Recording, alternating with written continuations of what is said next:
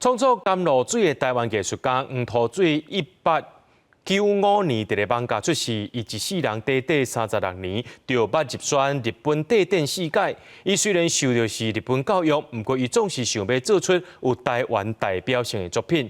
伊的成就也带动颜水良、陈定波等人去到日本学美术，为了要互民众更加了解黄土水的故事，大地文化出版台语绘本，希望透过这绘本呢，甲咱无熟悉台湾史捡倒转来。日本时代的台湾艺术家黄土水，伊刻的甘露水伫去年被指定上台湾国宝。今年9月初6，甘露水头一届以国宝的身份伫日本展览。黄土水是头一位伫日本学美术的台湾人。除了甘露水，水具系列嘛是真有代表性的作品。为着要互读者通熟悉伊和伊的创作，大地文化出版台语绘本《寂寞的天才》黄土水。所以这方式嘛，做足侪物件啊，对。伫迄阵的总督府总督嘛，拢足欣赏伊安尼吼。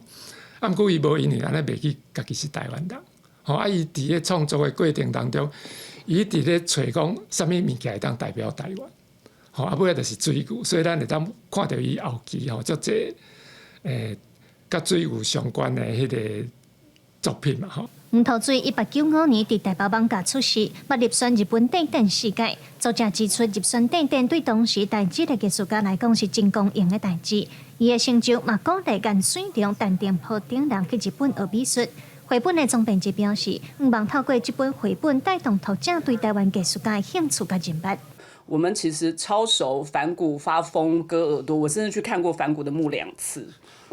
对你就会觉得为什么反正我对我们的前辈这么不熟？那我觉得透过做这一个书，我觉得一起就是也希望就是可以让多一个管道，让其实台湾不管是大人读者或孩子读者都可以更加了解我们的前辈。